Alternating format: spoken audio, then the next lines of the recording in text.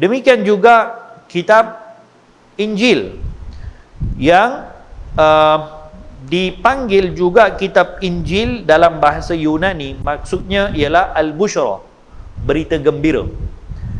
Al-Injil dalam bahasa Yunani maksudnya ialah Bushra, berita gembira. Sebab itu golongan Kristian, golongan Nasrani, mereka ini bila nak berdakwah untuk menyebarkan agama mereka, mereka akan membawa satu slogan, iaitu menyampaikan berita gembira. Ini menjadi satu tagline kepada pendakwah-pendakwah Kristian daripada zaman dulu lagi untuk menyebarkan agama Kristian, agama Nasrani, dengan menyebutkan bahawa agama Kristian ini adalah agama yang membawa berita gembira, busyra. Kenapa mereka katakan sedemikian?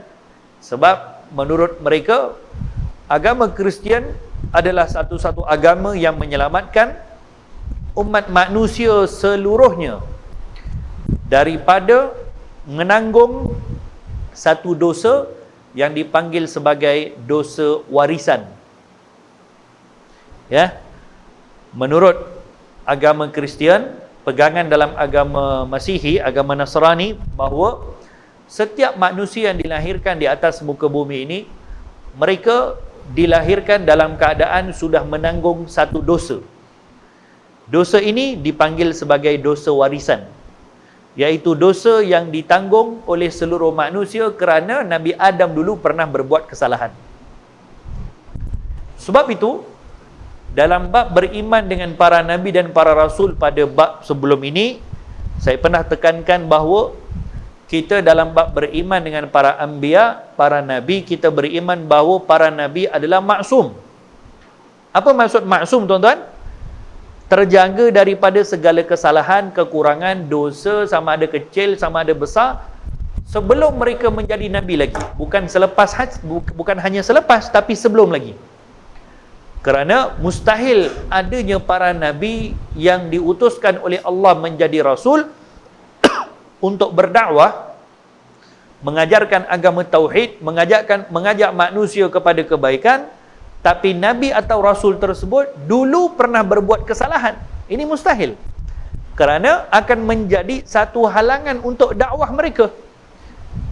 Cuba kita bayangkan, boleh ke tidak kalau seorang nabi dan rasul mereka berbuat satu kesalahan atau maksiat sebelum mereka jadi rasul, bukan selepas, sebelum? Boleh ke tidak? Tak boleh, mustahil. Takkan berlaku dan tak boleh berlaku. Kerana apa? Kalau berlaku para nabi dan rasul berbuat maksiat sebelum mereka menjadi rasul, seperti mana dakwaan bahawa Nabi Adam berbuat dosa sebelum dia menjadi rasul, maka ini akan menjadikan konsep ismatul anbiya, maksum kepada para anbiya ni ada masalah. Kerana kalau para nabi mereka harus berbuat maksiat, berbuat kesalahan sebelum mereka menjadi rasul, maka kesalahan yang mereka buat itu akan menjadi hujah ke atas mereka bila mana mereka menyampaikan kebaikan. Cuba bayangkan, kalau para nabi dan rasul harus kepada mereka berlaku perkara-perkara maksiat sebelum mereka jadi rasul, jadi ketika saat mereka berdakwah kepada umat, maka umatnya akan bagi tahu, alah kamu pun dulu sama juga, kamu pun buat juga macam tu, alah macam kita-kita juga kan. Ada satu orang dulu katakan ting-tong sikit kepalanya, jadi bila sekarang ni dah jadi baik lah katakan, dah pakai serban, dah pakai kopiah apa semua, dah pergi haji, ajak orang lain buat, kawan-kawan dia ajak buat baik, nanti kawan-kawan yang tak berapa nak terima bagi tahu apa, alah kau ni dulu sama je, kan menjadi halangan. Ya, ini perkara yang tidak akan berlaku kepada para nabi, kerana para nabi ini mereka adalah golongan yang dijaga oleh Allah Subhanahu wa taala sebelum lagi mereka menjadi rasul, yakni daripada mereka lahir lagi. So Nabi Adam bukan berbuat maksiat, Nabi Adam bukan berbuat dosa. Ini kalau dalam ismatul anbiya, kita diajarkan bahawa apa yang dilakukan oleh Nabi Adam itu termasuk daripada hasanatul abrar sayyiatul muqarrabin, yakni bagi orang-orang yang dekat dengan Allah Subhanahu wa taala itu dianggap sebagai satu perkara yang salah kerana mereka terlalu dekat dengan Allah. Lalu bagi mereka ini satu kesalahan, tapi bagi orang-orang baik, orang-orang biasa itu bukan satu kesalahan. Contohlah tuan-tuan, contoh kita ni kadang-kadang kalau orang-orang dulu atau nenek moyang kita dulu, kalau Khamis malam Jumaat tak datang ke masjid untuk tahlil, itu mau kena perambat orang-orang tua zaman dulu. Kerana menurut mereka, kalau tak pergi tahlil malam Jumaat dekat masjid ni macam dosa besar lah. Bukan mereka tak tahu benda tu, benda yang harus, benda yang sunat, yang bukan wajib. Ya, mereka pun tahu juga. Tapi apa yang menyebabkan mereka punya istiqamah, mereka punya besarnya mereka nampak perkara tu? Kerana ini termasuk daripada muqarrabin, yakni orang-orang yang hubungannya dekat dengan Allah Subhanahu wa taala. Perkara-perkara kebaikan kecil pun kalau mereka tertinggal, mereka akan rasa ini satu perkara yang besar. So dalam hal Nabi Adam alaihi salam, ini istilahnya, yakni bagi sifatnya Nabi Adam sebagai seorang nabi dan rasul, beliau merasakan itu sebagai satu kesalahan. Tapi sebenarnya itu bukan satu kesalahan. Memakan buah yang Allah Ta'ala larang untuk Nabi Adam makan, itu bukan dikira sebagai dosa kerana Nabi Adam terlupa janji dengan Allah Subhanahu wa taala. Bukan sengaja pergi makan buah tadi kerana melawan perintah Allah, bukan. Tapi terlupa janji dengan Allah. Allah Ta'ala sendiri sebut dalam Quran, firman dalam Quran kata Allah, "Walaqad ahidna li Adama fanasiya wa lam najid lahu azma." Sesungguhnya kami telah mengambil janji dengan Adam alaihi salam, fanasiya, tapi Adam terlupa janji dengan Allah.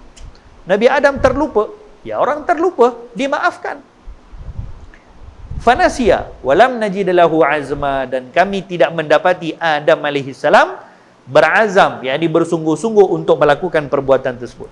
Allah sendiri membela Nabi Adam alaihi salam dalam Quran dengan mengatakan perbuatan Nabi Adam memakan buah yang dilarang oleh Allah itu adalah perkara yang terlupa oleh Nabi Adam alaihi salam.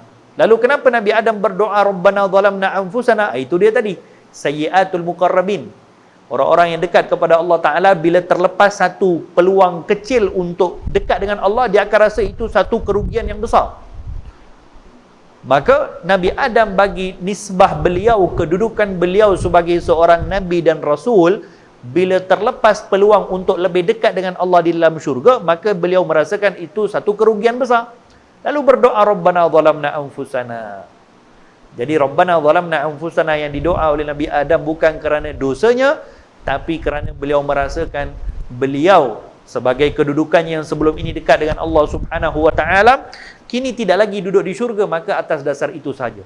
Tapi menurut agama Nasrani, ini perbuatan Nabi Adam AS perbuatan dosa. Sebab tu kita katakan, mana-mana orang Islam yang mengatakan Nabi Adam berbuat dosa, ini sama macam akidah Kristian. Dalam akidah Kristian diajarkan macam tu. Dalam akidah Nasrani diajarkan macam tu, Nabi Adam berbuat maksiat. Sebab tu mengaji akidah ni penting. Mengaji akidah ni penting. Sebab dalam bab An-Nubuwat, dalam bab kenabian, kita diajarkan konsep Ismatul Anbiya. Jadi menurut agama Kristian, setiap daripada manusia ini lahir sahaja, dia akan lahir sekali dengan dosa. Setiap daripada kita ni lahir sahaja akan lahir dengan memikul dosa. Dan dosa ini dipanggil sebagai dosa warisan.